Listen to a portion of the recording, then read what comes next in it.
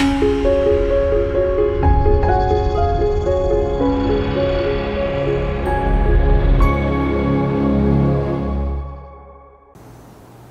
¿qué tal amigos de Nueva York Entre Letras?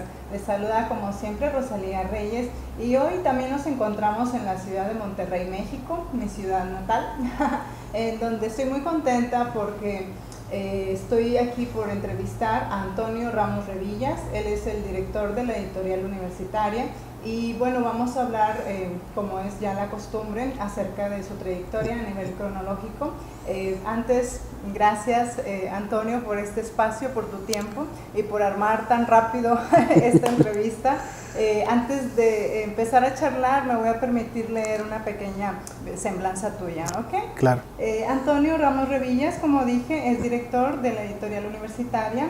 Él nació en Monterrey, México, en 1977, se licenció en Letras Españolas por la Universidad Autónoma de Nuevo León, ha publicado los libros de relatos Todos los días atrás, Dejaré esta calle, Sola no puedo, Habitaciones calladas y las novelas infantiles Los cazadores de pajaritos, Reptiles, Bajo mi cama e Ixel.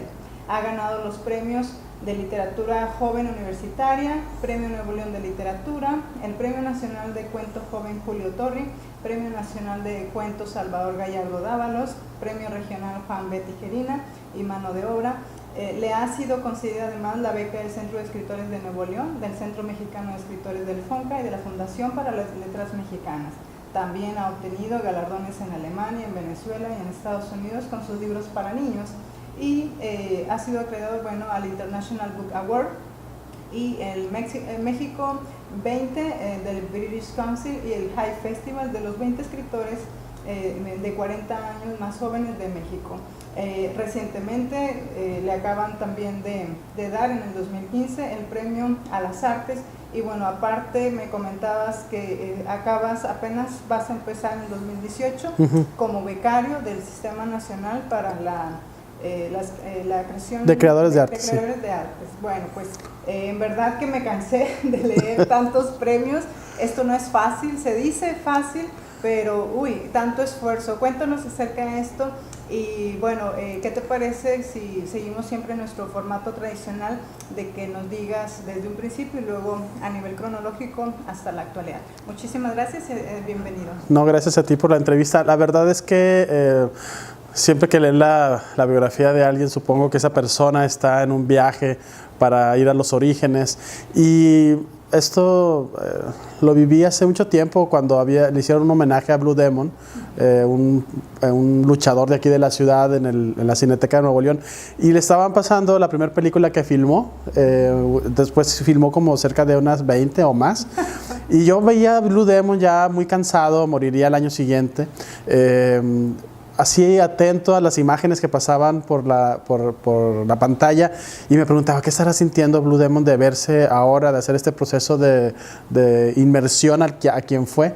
Y ahorita que mencionabas un poco de las cosas en las cuales se han dado metido desde hace ya casi 20 años, pues yo empecé a escribir muy joven. Creo que incluso antes de convertirme en lector me convertí en alguien que quería contar historias, porque en mi familia, yo vengo de una familia de muy bajos recursos, además afincada en una colonia brava donde lo más tradicional era que fueras pandillero o que fueras un empleado de alguna fábrica muy grande, a que te acercaras tan siquiera a estudiar la preparatoria. Pero a mí siempre me gustaron las historias, las primeras a las cuales tuve acceso no era ni siquiera literatura para niños o para jóvenes como ahora se tiene ya una estrategia de mercado y de creación, sino eran libros que mi papá me acercó para que no me aburriera mientras estaba hospitalizado en la Clínica 6 aquí en Monterrey, porque yo soy asmático, entonces durante mi infancia tuve largos periodos en los cuales tenía que estar hospitalizado. Y esos libros fueron una antología de personajes de la Revolución Mexicana, eran puras biografías del hermano de Zapata, de Navarrete, de todos los que habían peleado durante la Revolución y que yo me leí como si fueran estampitas de clase. Y el otro que fue el que más me interesó era un libro de grandes descubridores y conquistadores, en las cuales la primera el primer capítulo era la Odisea de Ulises, que yo leí como algo real, porque las siguientes historias eran el imperio aqueménida de los persas y después el imperio cartaginés de Aníbal. Entonces, esas fueron mis primeras historias y yo me engenté. Por supuesto, la que más me gustó fue la de Odiseo, estas visitas que hace al inframundo cuando tiene que escoger entre Escila y Caribdis. Yo tenía 6 o 7 años y apenas empezaba a leer, leía con mucha dificultad, pero las imágenes eran muy elocuentes, eran enciclopedias o tomos con ilustraciones. Eso me ayudó mucho. Y a partir de ahí siempre se quedó como en mí la noción de contar historias o de acercarme a las historias. En la secundaria escribía poemas que provenían, pues sí, de querer contar algo, pero también de las escasas lecturas que yo tenía, que eran la Biblia y que eran una revista que mi abuela leía, que era el Alarma, en la cual salían todos los descabezados y todos los accidentados en el país. Y con eso empecé a construir mis primeras como historias. Escribía, estos poemas me llevaron a escribir poemas, perdón, me llevaron a escribir cartas de amor que vendía a mis compañeros de la secundaria. Y luego, ya después de esa ruta, sí tenían éxito de las relaciones. La más fallida fue la que escribí para la chica que me gustaba, pero que yo no sabía que se le iban a dar a ella. Y le dijo que sí a este muchacho. Bueno, la historia de los escritores siempre es fatídica desde la secundaria. Y pues seguí, y cada vez me fui tomando como más en serio el proceso de la escritura. Un buen día descubrí primero descubrí que había escritores en la ciudad. Después que estos escritores daban talleres, y asistí a un primer taller que daba Eduardo Antonio Parra, que en ese entonces acababa de publicar su primer libro de cuentos que se llama Los Límites de la Noche. Y con Parra encontré una guía, porque no solamente era un escritor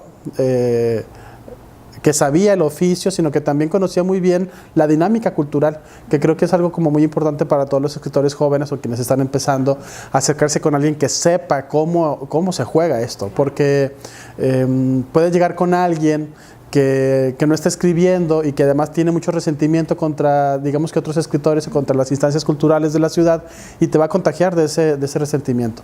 Y Parra a mí fue muy claro y me dijo: mira, aquí lo que importa es que hay que escribir. Dijo, no se trata de salir en muchas mesas de lectura, no se trata de tener una personalidad literaria, aunque en algún momento la vas a necesitar, pero aquí es escribir. Y sobre eso... ¿Practicaban técnicas? ¿Él les enseñaba las técnicas? Parra nos enseñaba técnicas en ese taller que daba en la Casa de la Cultura, pero luego después me integró con sus amigos escritores, que aquí en la ciudad eran como un grupo muy muy fuerte, donde estaba Hugo Valdés, David Toscana, Ramón López Castro y Rubén Soto.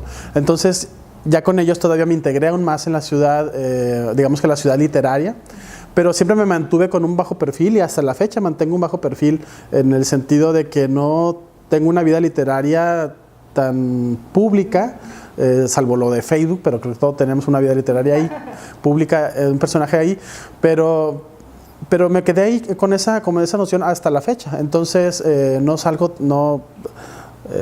por ejemplo, nunca fui un fan terrible de la literatura regiomontana.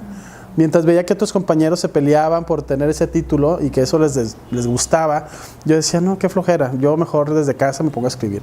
Entonces así seguí, y en algún momento esas fronteras se fueron haciendo más y más grandes, hasta que terminé mudándome de la ciudad, gracias a Carlos Montemayor, un escritor de Chihuahua, quien fue mi tutor en el Centro Mexicano de Escritores.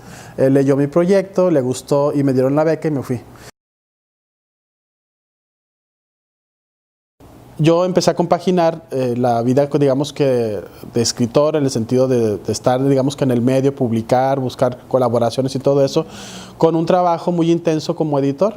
Entonces empecé como editor en Santillán Ediciones Generales, en los sellos Punto de Lectura y Suma de Letras. Y después salté a JUS, una editorial que tenía mucho tiempo en el país y que tenía un proceso, digamos que de modernización. Y ahí estuve pues conociendo mucha gente. La verdad es que en muchas ocasiones me asumo más como un autor chilango que un autor regiomontano, porque cuando estuve aquí no compartía mucho tiempo con muchos escritores locales, y cuando estuve allá, pues allá hice casi todos mis amigos. De pronto ahora regresar a Monterrey, sí es agradable la familia y todo eso, pero me doy cuenta que estoy desfasado, ¿no? Me doy cuenta que tengo 10 años en temas, en miradas, en obsesiones. Por ejemplo, aquí luego todavía se habla mucho sobre la violencia y sobre el tema del narco, y yo es un tema que no he tocado, no he abordado, porque no porque no lo tenga cerca y no me hayan sucedido cosas con el tema del narco, sino porque no pertenecen a mis obsesiones. Estoy en otra referencia. E incluso cuando salieron mis primeras novelas, El cantante de muertos y Los últimos hijos, lo que más les celebraban era que un autor norteño estuviera hablando de algo que no tenía que ver ni con el narco ni con la violencia. Yo les decía, bueno, sí está ahí, pero no está de una manera tan en primer plano, ¿no? A mí me quedaba claro que como no pertenecía a ningún grupo de la ciudad, abrirme espacios dentro de la comunidad cultural regiomontana iba a ser muy, muy difícil. Entonces, en la Ciudad de México, para esas fechas y por mi acercamiento con el medio editorial, porque bueno, no solamente trabajé en JUS, sino que empecé a hacer trabajos como editor contratado para casi todas las editoriales. Yo me he especializado de alguna manera en editar novelas comerciales, es como mi mayor fuerte. Muchas novelas que muchos autores declinan escribirlas, son las que más quieren publicar las editoriales, y a veces esas novelas no están pues tan bien trabajadas, y yo me he dedicado mucho a ese tipo de hecho hay varias sagas por ahí que son muy vendidas y que yo digo, bueno, hay algo mío ahí en esas novelas. Hay casi un escritor fantasma. Y en la Ciudad de México ya estaba muy en boga el concepto de las editoriales independientes. Era este boom en el cual Sexto Piso, Almadía, habían llegado a revolucionar un poco un mercado donde ya había otras editoriales independientes como Resistencia y otras ediciones sin nombre, por decir algunas, que ya estaban en el mercado, pero de pronto estas llegan con un equipo de mercadotecnia y de visión distinta.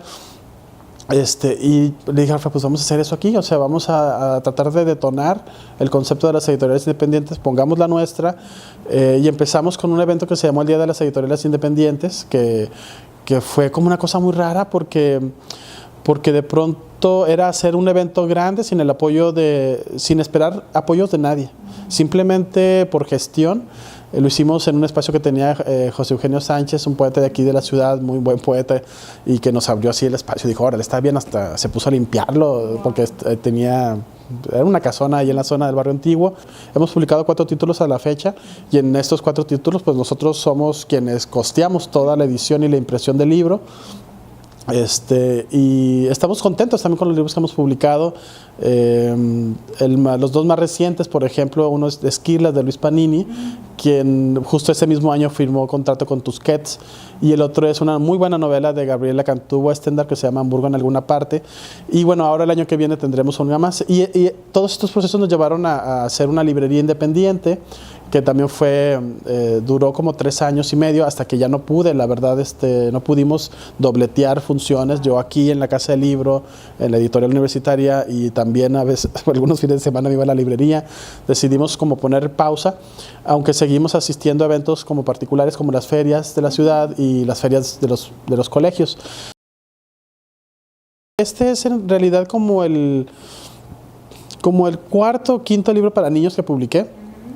El primero es el de Los cazadores de pájaros, y es mi primer libro álbum, que es un libro, cuando escribes para niños, los cuentos son de alguna manera fáciles de publicar, las novelas cortas para niños también son fáciles, es decir, no es que no se requiera esfuerzo, sino que hay un mercado que las está buscando. Claro. Pero cuando escribes álbums es mucho más difícil, porque es un proceso en el cual el editor tiene que seleccionar un ilustrador, el texto es corto, tiene que como buscar muy bien la mirada para escoger los álbumes. Y bueno, este texto publicado con El Naranjo y con ilustraciones de Rosana Mesa, pues la verdad es que fue como mi entrada al mundo de este tipo de publicaciones. Ya tengo 4. Y le fue muy bien, el libro llegó y todo el mundo lo quiso. Háblanos de su contenido en temática. Pues es la historia de un niño que cuenta que su abuelo había sido un gran luchador profesional y que era tan alto como un edificio de 20 pisos y que podía cargar un tazón de fideos con jamón de 1 tonelada. Y que había quitado muchas máscaras y que había ganado muchos combates, pero que el más importante de todos era uno que había tenido cuando era muy niño, cuando no era ni alto, ni fuerte, y hasta un perrito con correa le daba miedo. Y ese combate en realidad es que quería hablarle a la niña que se sentaba al final del salón.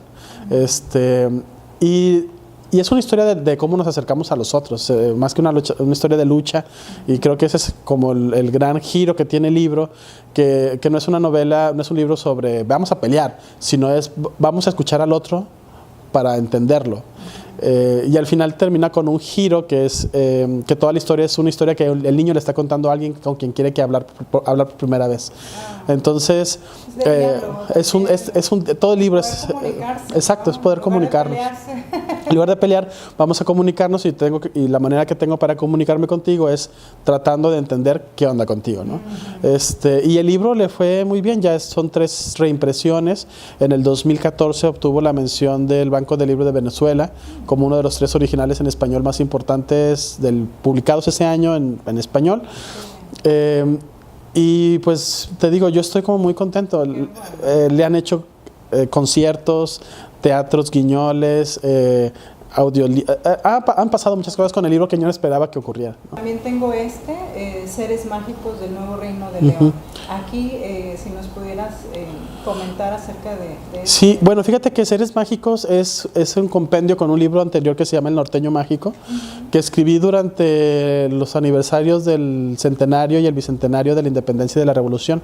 Y yo quería escribir algo para subirme al barco, básicamente, porque cuando dices que cómo le he hecho estos 20 años, pues es que siempre he estado buscando rutas para publicar y buscando como mantenerme vigente, no tanto en el sentido de los lectores, sino conmigo mismo como autor, porque en cuanto dejas de escribir, es muy difícil volver a tomar como la pluma, porque tienes preconceptos de cómo debe ser la literatura que en algún momento se te suben y batallas.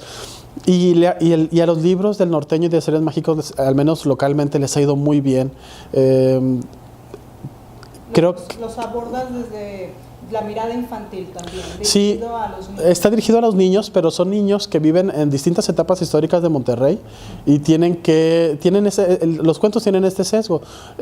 Por ejemplo, en la historia que ocurre en El Norteño Mágico, la segunda historia, es un niño que sabe que el ejército norteamericano va a invadir Monterrey en 1847. Y toda la familia, todos se tienen que ir, pero él se quiere quedar porque dicen que con el ejército viene un soldado artificial y él quiere conocerlo, un soldado, un robot. Digo un poco cómo era la ciudad en 1847, quiénes fueron los capitanes que defendieron la ciudad, quién era el general que venía con el ejército norteamericano. Y los niños hacen toda una serie de cuestiones fantásticas con el texto, pero también las maestras les sirve para hablar, digamos que de datos reales.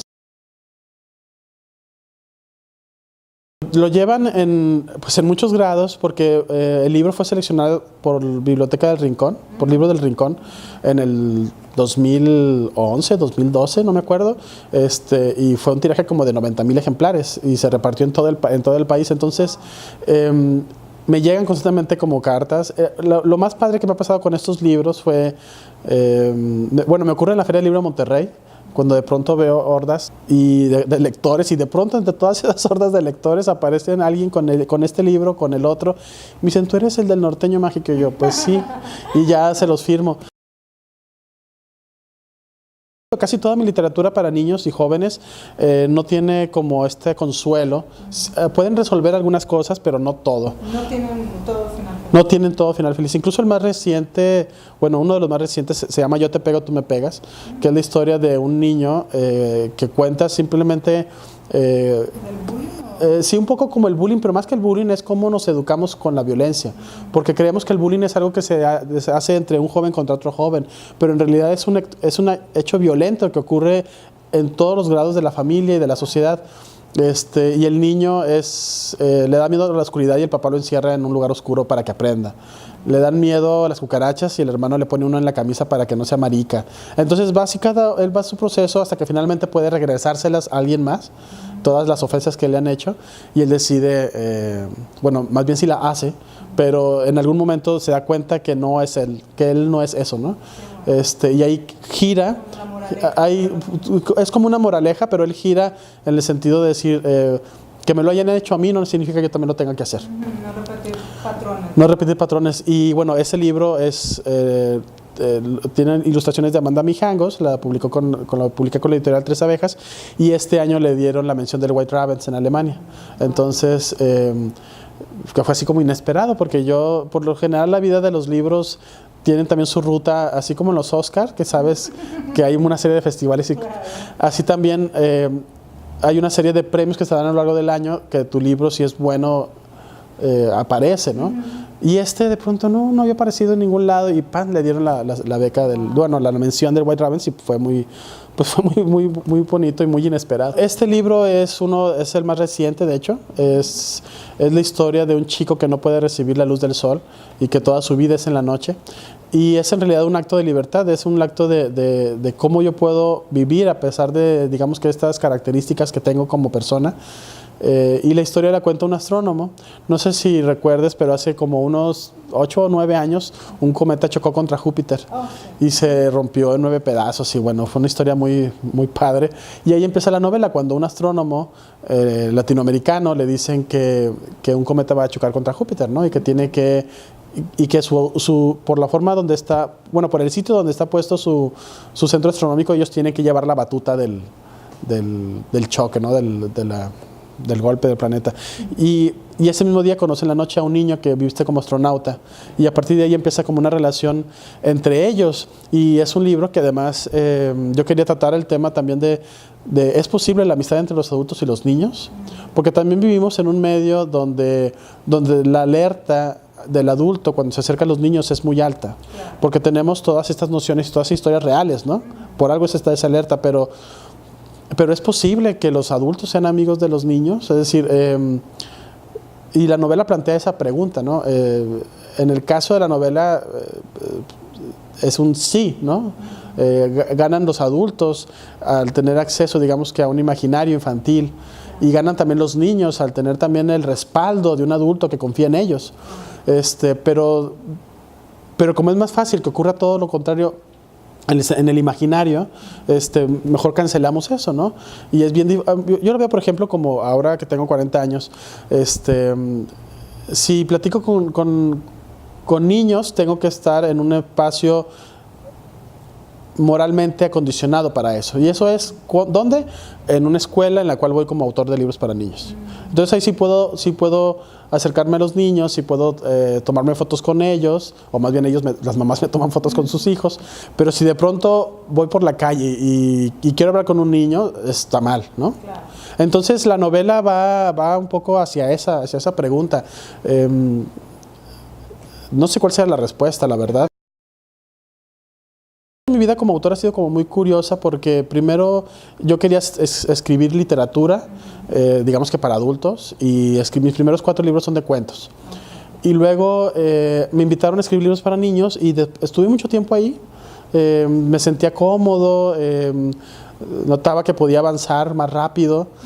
Pero un buen día dije, no, pero es que yo quiero escribir literatura. O sea, yo quiero, sí, escribo literatura para niños, pero quiero como otro tipo de retos. Y volví a escribir literatura para adultos, digamos. Ahora ya no sé cuál es la palabra correcta, si literatura para niños o literatura para adultos. Y he publicado un par de novelas, una que se llama El cantante de muertos y la otra Los últimos hijos, ambas con la editorial Almadía. Son novelas que no tienen nada que ver con este imaginario, la verdad. La primera, El cantante de muertos, trata sobre un niño cuyo padre se dedica a cantarle en los funerales. Y es una novela ambientada en 3 etapas históricas, con 3 narradores, con 3 distintas voces. Y la última, Los últimos hijos, es una novela bien distinta, es muy dura. Incluso ahora, cuando trato de evocarla, me siento tan desapegado de ella. No sé por qué la escribí, pero bueno, salió. Es la historia de una pareja que pierde a un bebé antes de nacer y lo sustituye con un bebé artificial. pero la novela inicia cuando ellos llegan a casa y descubren que los robaron y les da miedo que hayan entrado a la habitación donde tienen ese bebé. Entran, se dan cuenta que la casa está hecha un desastre, que los robaron con todas las de la ley, es decir, con saña, pero que de la habitación de ese bebé artificial no tomaron absolutamente nada. Y a partir de ahí empieza como una especie como de investigación policial para buscar quiénes son los ladrones, pero sobre todo empieza una elipse de quiénes son ellos, de cómo han enfrentado el dolor. Es una novela sobre la paternidad fallida, básicamente, y no hay ninguna esperanza en ella. Es decir, casi todos los lectores de esta novela, cuando me dicen que la leyeron, me dicen, están como un poco así como, ¿qué onda? ¿Por qué nos hiciste esto? ¿No? Porque la novela es muy, muy dura.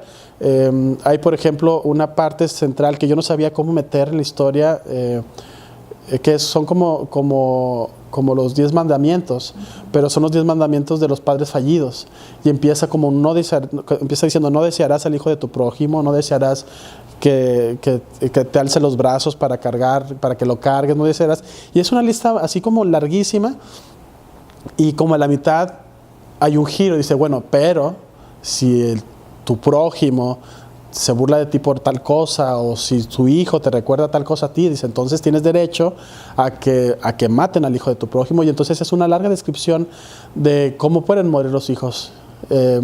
Y es muy dura, o sea, es cuando la terminé de escribir dije, o sea, ¿dónde salió esto, no? Digo, salió de mí, por supuesto, pero... ¿Qué era lo que te motivó cómo surgieron esos temas? Porque pues son temas duros. Son temas muy duros. Pues fíjate que yo creo que surgieron de mi propia noción de paternidad. Yo todavía no soy papá y yo creo que ya no lo voy a hacer. Entonces, hay un diálogo como ser humano, hay un diálogo porque toda tu vida te preparan para que lo seas. Y cuando no se da, pues sí tienes que empezar como a reconfigurarte de otras maneras. Hay muchas parejas que tienen hijos y que están como ya muy hechos a que su vida es el hijo. Pero cuando no los tienes, ¿hacia dónde te vas? ¿No? Entonces es una novela que trataba un poco de explorar eso, pero también el concepto de una violencia estandarizada, porque después de que has vivido mucho tiempo en una sociedad golpeada por la violencia y donde ves que ni los políticos, ni los ladrones, ni los violadores, ni nadie cumple sus sentencias, tú como persona, digamos que gris de la comunidad, dices, bueno, yo también puedo tener mis propios actos de violencia, mis propios actos de transgresión. Me dije, a ver, me ha ido muy bien con dejar esta calle, pero ¿qué pasaría conmigo si el siguiente libro es otra exploración de este universo? ¿Te reinventas? Sí, es decir, voy a contar la misma historia, nada más que con más páginas y con otra estructura, pero no voy a cambiar como escritor. Entonces, a partir de entonces, casi adrede, cada libro, cada proyecto es bien distinto.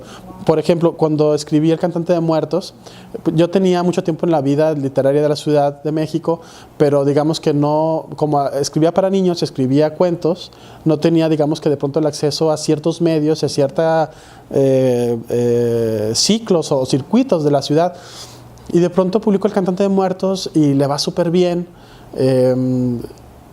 Lo mencionan como la mejor novela mexicana del año, en Nexos y en varios medios aparece como de los mejores libros del año. Ahora que ya está tan extenso, en esa época no era tan común. Y decía, bueno, ¿y ahora qué voy a publicar?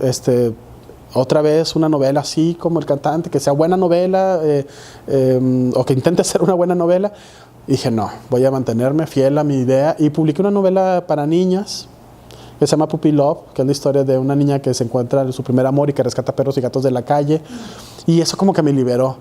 Dije, no importa, o sea, no importa que siga. Nos gustaría que le digas a los televidentes dónde pueden encontrar tus libros y también si tienen la inquietud de escribirte por alguna duda, si tienes algún contacto. Claro. Sí, bueno, yo estoy en redes sociales como Antonio Ramos Revillas y mis libros se pueden conseguir en casi todas las librerías, en las redes, al menos las librerías locales, mexicanas como Gandhi, como La Ventana, como el Fondo de Cultura Económica. Tengo el plus de que estos libros, al ser publicadas, la mayoría en la Ciudad de México, tienen acceso a todos estos canales de difusión y de distribución en Estados Unidos, en Amazon y con Gandhi, con todos ellos se consigue. Perfecto. Ok, pues muchísimas gracias, Antonio, en verdad, muchas felicidades No. por tu valiosa producción, y pues no me queda más que decirte que éxito en todo lo que venga, que sigas escribiendo y ganando muchos premios, sobre todo escribiendo, porque al final eso es lo que nos nutre, ¿no? Pues sí. Los premios, eso es lo más por importante. añadidura. Pero muchísimas gracias. No, gracias por a ti, estar aquí Rosalía. con nosotros. Y bueno, amigos de Nueva York Entre Letras, muchísimas gracias por su atención y los esperamos en la siguiente edición. Hasta luego.